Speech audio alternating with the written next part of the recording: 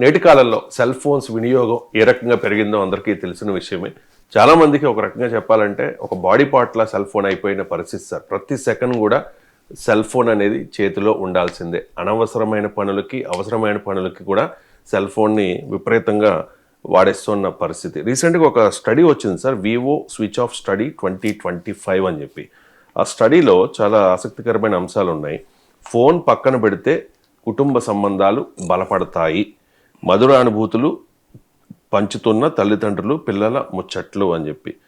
భోజన సమయంలోనైనా కనీసం స్విచ్ ఆఫ్ చేయాలి ఫోన్ని అని చాలామంది సూచిస్తూ ఉన్నట్టుగా ఉంది సార్ ఈ స్టడీలో.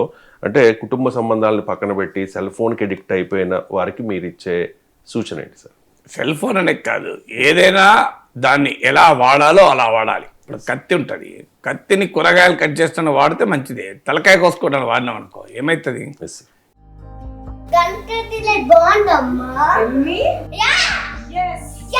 కంట్రీ డిలైట్ బఫెలో మిల్క్ ని మా ఫ్యామిలీ వాళ్ళకి ఎప్పటి నుండో వాడుతున్నాను. ఈ పాల ఫస్ట్ యూజ్ నుండి నాకు దీనిపైన చాలా నమ్మకం వచ్చింది. Choose country delight and live better. ఎప్పుడు కూడా ఏది మనిషికి బానిస కాకూడదు. మనిషికి అది బానిస కావాలి. అంటే telephone is a tool cannot be the master. ఇప్పుడు మాస్టరు టూల్. ఇప్పుడు ఒక కార్మికుడు ఉంటాడు, సుత్తి టూల్. మాస్టర్ ఎవరు? దాన్ని వాడేవారు. ఒక సర్జికల్ ఇన్స్ట్రుమెంట్ ఉంటుంది, tool surgical instrument, master doctor. So ఎక్కడైనా ఒక రైతు, ట్రాక్టర్ ఇస్ ఎ టూల్, రైతు దాని master. So master should dictate tool should not dictate master. ఇప్పుడు మనము మాస్టర్స్ము, మొబైల్ ఫోన్ టూల్. ఎంత అద్భుతమైన టూలో మనం చెప్పాల్సిన అవసరం లేదు. It's a cinema theatre, it's a TV channel, it's a news paper, it's a class room, it's a teacher, it's everything కదా. సో అందువల్ల మొబైల్ ఫోన్ లేని సమాజాన్ని మనం ఊహించాలనుకోవడం మూర్ఖత్వం అవుతుంది. కొంతమంది అంటుంటారు మొబైల్ ఫోన్ బ్యాన్ చేయాలి, టీవీలు బ్యాన్ చేయాలి. వెనకడికి జట్కా బండ్లలో తిరుగుతామా? ప్రాక్టికల్గా జరగదు. We should accept the benefits of the modern technology. Internet వల్ల నష్టం జరుగుతుంది, నష్టాలు జరుగుతున్న మాట నిజం, కానీ లాభాలను ఎలా వాడుకోవాలని ఆలోచించాలి కదా. అందువల్ల mobile phone itself is not wrong, the way we use is wrong. Mobile phone తప్పు కాదు కదా, అదే దాని తప్పేముంది. నువ్వు ఎలా వాడుకుంటే అలా ఉపయోగపడుతుంది.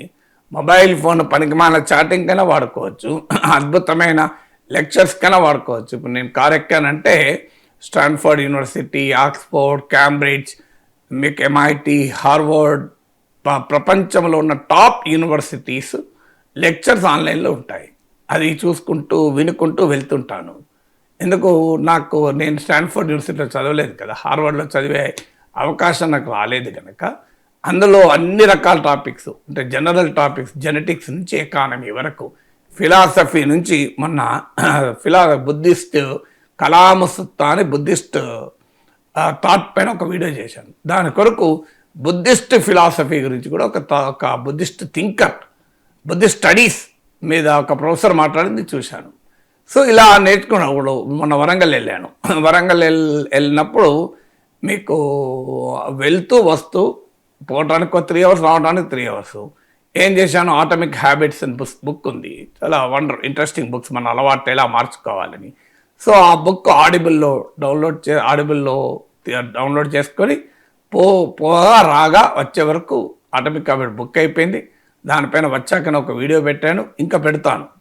So this is how you use the mobile phone. ఎందుకు వాడతావు అనేది. సో ఎందుకు వాడతావు అనేది మీకు అంటే కారు ఎక్కినప్పుడు, స్పీడ్ రన్నింగ్లో ఉన్నప్పుడు కూడా ఈ మొబైల్ ఫోన్ చూస్తూ పోవడం కాకుండా మొబైల్ ఫోన్ను ఏ రకంగా ఉపయోగిస్తారో ఆ రకంగా ఉపయోగించాలి. సో అది ఈజీ అవుతుంది. ఆ రకంగా మన లైఫ్ స్టైల్ కనుక వాడుకుంటే డెఫినెట్గా బెనిఫిట్.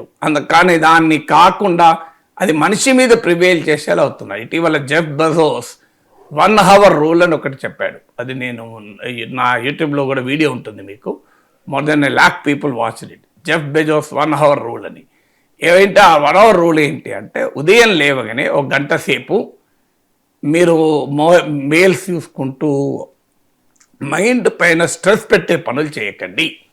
సింపుల్గా మీ యొక్క ఫ్రెండ్తో మాట్లాడుకోండి, లేదా కలిసి కుటుంబ సభ్యులతో టిఫిన్ తినండి. ఇలా బ్రెయిన్ పైన స్ట్రెస్ పడని పనులు చేయండి. మీ మెమరీ పెరుగుతుంది, మీ ప్రాబ్లమ్ సాల్వింగ్ కెపబిలిటీ పెరుగుతుంది, మీ క్రియేటివిటీ పెరుగుతుంది అని ఆయన స్వీయ అనుభవంతో చెప్పాడు. అందువల్ల చాలామంది సైంటిస్టులు చెప్పేది లేవడంతోనే మొబైల్ ఫోన్ చూస్తూ లేస్తారు, మొబైల్ ఫోన్ చూస్తూ పంటారు. ఇది జీవితంలో యాంగ్జైటీని పెంచుతుంది, టెన్షన్ పెంచుతుంది, నీ వర్క్ ఎఫిషియన్సీని కూడా తగ్గిస్తుంది. దానికన్నా నేను లేవగానే 1 అవర్ ఫోన్ వాడను. ఏం కొంపలే మునుగుతుంది, ప్రపంచం మునుగుతుందా? ఇప్పుడు మొబైల్ ఫోన్ రింగ్ అవ్వడంతో ఇక్కడ గుండె గాబరైతే అంటుంది, ఏదో కొంపలు మునిగినట్టు. ఆడికి పోతే అది స్పామ్ ఉంటుంది, ఎయిర్టెల్ స్పామో లేదా హెచ్డిఎఫ్సి కాల్ లోన్లు కావాలా సార్ అని.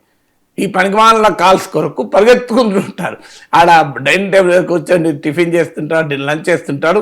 ఎక్కడో మొబైల్ ఫోన్ మోగితే ఇక్కడ గుండె కొట్టుకుంటా ఉంటుంది వేగంగా, హార్ట్ బీట్ పరిగెత్తుకుంటూ పోయా తీస్తే ఎయిర్టెల్ స్పామ్ అంటారు. ఇలా తయారైన వాళ్ళు మనం ఎంతమంది చేస్తున్నాం. అందువల్ల సో యూజ్ ది టైం. నేను అర్ధ గంట వాడు ఫోన్ అని అన్నాను, బట్ రీజనబుల్లీ నీ వర్క్ మీద కాన్సన్ట్రేషన్ పెట్టేటప్పుడు, నేను కూడా ఇప్పుడు రోజులో సీరియస్గా స్టడీ చేసేటప్పుడు I will keep mobile phone in flight mode. రికార్డింగ్లో ఉన్నప్పుడే కాదు, సీరియస్గా ఒక సబ్జెక్ట్ ఇప్పుడు రూపీ ఫాల్ పైన నేను స్టడీ చేస్తున్నాను. సో రూపీ ఫాల్ మీద స్టడీ చేస్తే మా ఫోన్ వస్తే ఎట్లుంటుంది? ఫోనే కాదు, కొంతమంది ఎంత ఆశ్చర్యంగా ఉంటుంది అంటే ఆ క్విక్ అనేటట్టు మెసేజ్ వచ్చినప్పుడల్లా క్విక్ అనాలి, అలా పెట్టుకుంటారు బయటికి. ఇక మెసేజ్ మాట్లాడుతుంటారు క్విక్ అంటే అరే మొబైల్ చేస్తారు, మళ్ళీ మాట్లాడుతుంటారు, మళ్ళీ టింగ్ అంటే అని మళ్ళీ మొబైల్ చేస్తారు. ఇక అది చూసి తాను చాలా గొప్పవాడిగా ఫీల్ అవుతూ ఉంటారు. నాకు ఇన్ని మెసేజ్లు వస్తాయి, ఆ పక్కోడు రబ్బా మార్నింగ్ చాలా మెసేజ్లు ఎక్కువ వస్తే, ఫోన్లు ఎక్కువ వస్తే స్టేటస్ సింబల్గా ఫీల్ అయ్యే వాళ్ళు కూడా ఉన్నారు సమాజంలో. ఏం మెసేజ్లు ఎవరికి వస్తే మంచోళ్ళకి వస్తే ఏ పని లేని కూడా వస్తాయి. ఏమున్నా మెసేజ్లు రావడం గొప్పతనం కాదు, అందులో ఏమున్నది గొప్పతనం కదా. ఆ మెసేజ్లు ఏమున్నది? సో ఆ ట్రెండ్ పెరిగిపోతుంది. ఒక ఏదన్నా ఫేస్బుక్లో పెడితే ఫోటో, ఆ టిఫిన్ దోశ తినుకుంటూ పెడితే నా దోశ తినడాన్ని ఎవరైనా లైక్ చేసిండ్రా, ఎవరైనా కామెంట్ చేసిండ్రా, ఇదో ట్రెండ్. సో నువ్వు ఏం చేసావు, నువ్వు భరతనాట్యం చేస్తే పెట్టుకో, అభ్యంతరం లేదు. Comment, like, that is a good thing. నువ్వు చేసింది ఏమన్నా దోశ తిన్నాడు అందరూ తింటారు దేశంలో. సో అందువల్ల ఈ frivolous use of mobile phone, so అలా ఆ స్థాయి తగ్గించుకుంటే వారికి మంచిది. నీకు డెఫినెట్గా ఆ యాంగ్జైటీ, సైకోసమాటిక్ ప్రాబ్లమ్స్, టెన్షన్ తగ్గి యువర్ మైండ్ విల్ క్రియేట్. సమస్య ఏంటంటే టూల్గానే వాడాలి. Unfortunately too much dependence on technology వల్ల హ్యూమన్ బ్రెయిన్ వాడడము, క్రియేటివిటీ వాడడము తగ్గిపోతుంది. సో క్రియేటివిటీ వాడడం తగ్గిపోతే ఏమవుతుందంటే పీపుల్ లెర్నింగ్ కెబిలిటీస్ తగ్గుతాయి అని చెప్పి నేను ఇప్పుడు ఏదైనా మొబైల్ ఫోన్ అయినా టీవీ అయినా ఇట్ హ్యాస్ డబుల్ ఎడ్జ్. ఎట్లనే ఇప్పుడు మనకు ఉదాహరణకు పిల్లలకు టీవీ చూపెట్టద్దు అని అంటారు. టీవీ చూపెడితే నేరం కాదు, టీవీలో ఏం చూపెట్టామండి. టీవీ షోస్ ఇప్పుడు నేను అమెరికాలో చూశాను, మా మనోళ్ళు అలా అది ఇంగ్లీష్ మాట్లాడితే నాకు ఆశ్చర్యం వేసి ఇంగ్లీష్లో ఒక్కోసారి. నేను అన్నాను అది ఇంట్లో రోబో ఉంది క్లీనిక్, రోబో అంటే భయపడుతుంది. తాత రోబో అని అనుకుంటే చెప్పు బిడ్డ నేనున్నా, మై తాత is there, I'm not scared అని చెప్పు అన్న. సో ఆ రోజు ఏం చెప్పింది, హే రోబో మై తాత is there, I'm not scared అని చెప్పింది. దానికి చెప్పిన తర్వాత నెక్స్ట్ డే దానికి ఎత్తుకోవాలి ఎవరన్నా కూడా అని మళ్ళీ రోబో అని కూడా వచ్చింది. నేను మళ్ళీ చెప్పు తల్లి అంటే ఎత్తుకోవాలి కదా, అది ఏమంటాను, తాత is there but I'm scared అని బట్ అని వాడింది. తాత ఉన్నాడు కానీ నేను భయపడుతున్నాను. చూడండి, తాత ఈజ్ దేర్ ఐఎమ్ స్కేర్డ్ అని ముందు రోజు చెప్తే తాత is there but I'm scared. తాత ఉన్నా నేను భయపడుతున్నా. ఎవరు నేర్పారు దానికి ఇంగ్లీష్? నేను నేర్పిన బట్ ఎట్లా వాడాలని. ఎవరు నేర్పాడు? వచ్చేసింది. ఇప్పుడు ఎవరు వచ్చారు తల్లి అంటే నానమ్మ, తాత అండ్ అత్త అంటుంది. అంటే ఒక 3 చెప్పినప్పుడు మూడోది మాకు చిన్నప్పుడు ఇంగ్లీష్ మాస్టర్ చెప్పిన గ్రామర్ గుర్తొచ్చింది. ఎన్నిసార్లు అడిగినా నానమ్మ, తాత అండ్ అత్త వచ్చింది. అండ్ వాడాలని దానికి ఎవరు చెప్పారు? సో అట్లా అంటే ఆ రకంగా అంటే పిల్లలకి ఎట్లా వస్తుంది? టీవీ షోస్ చూసి వస్తుంది. టీవీ షోస్ చూసి వస్తుంది. నిన్న నేను అదే దాని ల్యాప్టాప్ పట్టుకున్న తల్లి గుడ్ నైట్ అంటే ఐఎమ్ వర్కింగ్ అంటాను. ఐఆమ్ వర్కింగ్ అంత సెంటెన్స్ కరెక్ట్గా అంటుంది. 2.5 years సో తెలుగులో కూడా అలాగే మాట్లాడుతుంది. తెలుగు అంటే మనం ఇంట్లో మాట్లాడతాం కనుక వస్తుంది. సో నాకు తెలుగు కూడా చాలా నీట్గా, నాకు చీజ్ ఇస్తావా తల్లి అంటే యాపిల్, బనానా, చీజ్ అన్నీ తీసుకో తాత అన్నది. అన్నీ తీసుకొని ఎట్లా వచ్చింది దానికి, అన్నీ తీసుకో అన్న పదం ఎలా మనం మాట్లాడుతున్నాం కనుక వచ్చింది. ఇంగ్లీష్ కూడా ఎందుకు వస్తుంది, ఆ షోస్ చూడడం వల్ల వచ్చింది. అంటే ఈ ఉదాహరణ ఎందుకు చెప్పాను, చాలామంది తల్లిదండ్రులు ఇదొక అభిప్రాయం ఉంటుంది, టీవీ కట్టేస్తే, టీవీ ఆపేస్తే, టీవీ చూడకపోతే పిల్లలు డెవలప్ అవుతారు. రాంగ్ అది. టీవీ చూడకపోతే పిల్లలు డెవలప్ కారు, టీవీ చూస్తే పిల్లలు డెవలప్ అవుతారు. ఏం చూడాలన్నది పాయింట్. టీవీలో ఏం చూడాలి, మొబైల్లో ఏం చూడాలి అనేది. Don't teach them wrong things. చాలామంది ఇళ్ళల్లో ఏదో ఎగ్జామినేషన్ టైంలో టీవీలు ఆపారంటే అది వేరే విషయం. ఇప్పుడు ఒక స్టడీ ఏం చెప్తుందంటే, ఒక సచిన్ టెండూల్కర్ క్రికెట్ మ్యాచ్ ఆడుతున్నప్పుడు ఇంటర్మీడియట్ ఎగ్జామినేషన్స్కి ప్రిపేర్ అవుతున్న వాళ్ళపైన ఒక రీసెర్చ్ జరిగింది.